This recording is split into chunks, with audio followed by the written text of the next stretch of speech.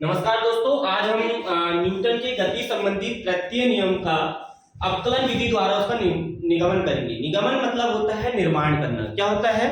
निर्माण करना। क्या होता है? निर्माण करना। तो समीकरण 3, पहले तो हमें ये पता होना चाहिए कि समीकरण 3 क्या है। समीकरण 3 कौन सा होता है? v² = u² + 2as। ये फॉर्मूला को बनाना है किस विधि से? अवकलन विधि से। निर्माण करना या निगमन करना, निर्माण करना या निगमन करना। तो सर्वप्रथम हम जो लेने वाले हैं, दो विधि का उपयोग करने वाले हैं। सबसे पहले हम लेंगे त्वरण। त्वरण की परिभाषा से। किससे? त्वरण की परिभाषा से। त्वरण A बराबर क्या होता है? त्वरण वेग में परिवर्तन बटे समय अंतराल। क्या होता है? वेग परिवर्तन बटे क्या होता है? समय अंतराल। यस या नो? यस। तो वेग बराबर क्या हो जाएगा? v v/dt।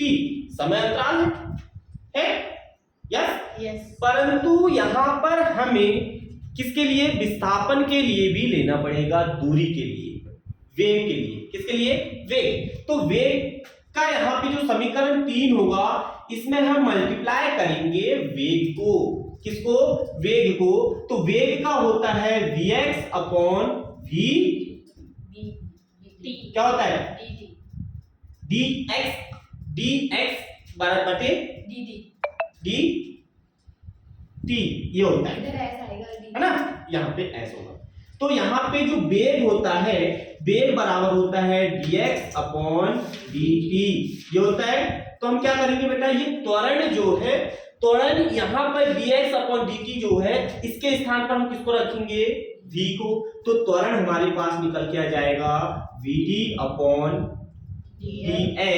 × v। Yes no? Yes. अब हम क्या करेंगे? ये v का गुणा ऊपर कर दो, क्योंकि हमने सीखा है जब दो भिन्नों के बीच में गुणा का चिन्ह होता है तो ऊपर का ऊपर गुणा, नीचे का नीचे गुणा कर देते हैं। तो va इक्वल हो जाएगा d। v का v से गुणा करेंगे तो v होगा नहीं होगा? हो जाएगा। बटे ds का गुणा 1 से करेंगे, ds होगा नहीं होगा? होगा। Yes no? यस। अब फिर से पुनः हमें यहाँ पे गुणा करना पड़ेगा। कौन सा गुणा? त्रियक गुणा। इसके बटे में कुछ नहीं, मतलब 1 है। तो यहां हमने बोले कि भाई जब दो भिन्नों के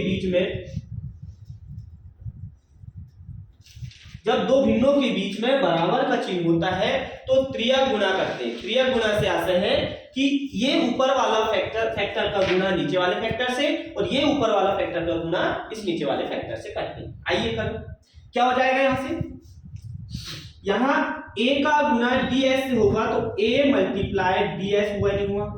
बराबर इस db² का गुना 1 से करेंगे तो db² जैसे का वैसे होगा नहीं होगा? ये इसे हम बोल देंगे समीकरण 1। क्या नाम दिया इसे? समीकरण 1 नाम दे दिए। समीकरण 1। अब इसी समीकरण को हमें क्या करना पड़ेगा?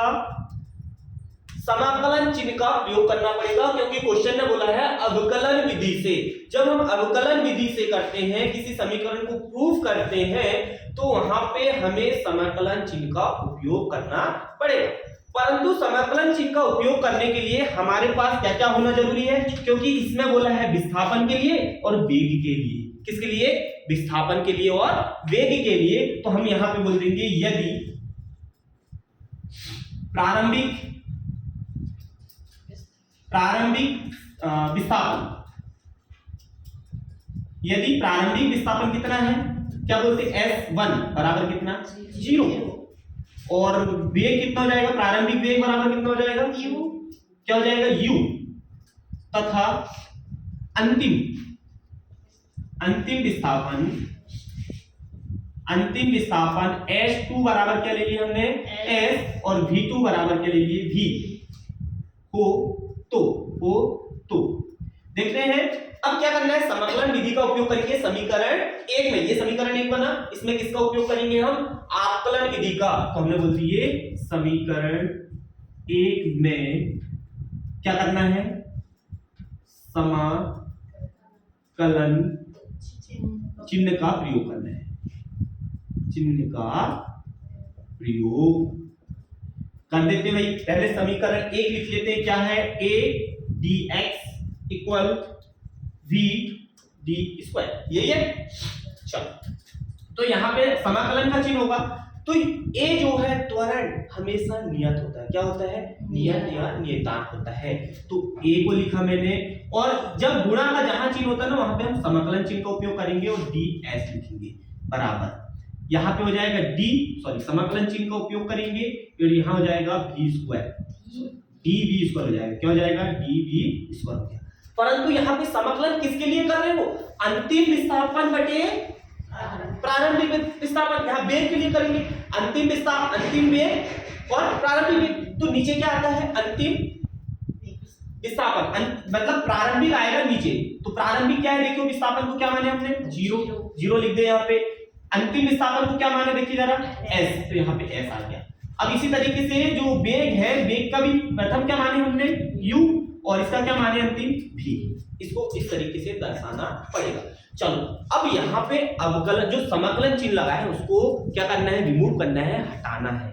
जब हम उसको हटाते हैं तो क्या करते हैं, एक फॉर्मूला का उपयोग करते हैं कि भाई जब यहाँ पे विस्थापन को जब समाकलन हटा रहे हो तो उसके लिए क्या करना पड़ेगा, बताइए, अंतिम विस्थापन माइनस प्रारंभिक विस्थापन। और यहाँ जो a है, मैं यहाँ पे लिख देते हैं ब्रैकेट में, चूंकि a क्या है, नियत है, क्या है, नियत है, नियतांक है। चलो आगे आ जाओ, a इनटू ब्रैकेट लगेगा, यहाँ हो जाएगा s माइनस 0, क्योंकि जो पहला विस्थापन था s था और अंतिम विस्थापन s था और प्रारंभिक विस्थापन क्या था, 0 बराबर। इसी तरीके से यहां कर दो, क्या हो जाएगा। अब यहां पर ना थोड़ा सा हमें समझना पड़ेगा, क्योंकि यहां दो वेग की बात कही गई थी। देखिए यहाँ पे दो वेग की बात कही गई थी। जब भी दो वेग दो समय की बात कही जाए तो उसके बटे में 2 का भाग हो जाता है। तो यहां हो जाएगा बड़े ब्रैकेट में v स्क्वायर बटे 2, क्या हो जाएगा, और यहाँ पर v upon u, yes no, yes. इसको छोटे ब्रैकेट में हम जब कन्वर्ट करेंगे ना तो v की वैल्यू लिखेंगे हम, यहाँ हो जाएगा a। अब इसको हटा दो यहाँ से, इस स्टेप में यहाँ से इसको हटा देंगे तो s में से 0 गया, क्या बचा, ओनली 4 s बराबर। इसको यहाँ से हटाओ तो ये हो जाएगा v का स्क्वायर माइनस u स्क्वायर बटे 2। क्यों होगा, देखिए जरा, हमने बोला कि v का जो वैल्यू है, v स्क्वायर की जो वैल्यू है, वेग का जो होता है अंतिम वेग माइनस प्रारंभिक वेग, अंतिम वेग माइनस प्रारंभिक वेग। तो अंतिम वेग क्या था, v माइनस u। जब इसमें स्क्वायर है तो इन दोनों में भी क्या हो जाएगा, स्क्वायर। इसके बटे में 2 है तो ये 2 जैसे का वैसे, क्योंकि हमने यहाँ पर इसका उपयोग कर दिए v स्क्वायर, मतलब वेग के बारे में वहां पे कन्वर्ट कर दी, तो इसकी वैल्यू हमने यहाँ पे पुट कर दी, ठीक है।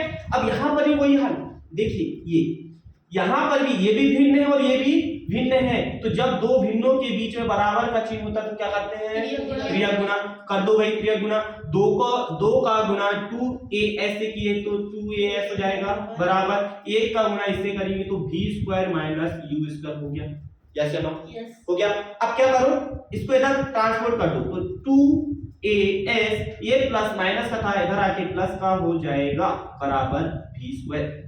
या करके हम इसको सही सीक्वेंस में कर देते हैं, u स्क्वायर v स्क्वायर बराबर u स्क्वायर प्लस 2as।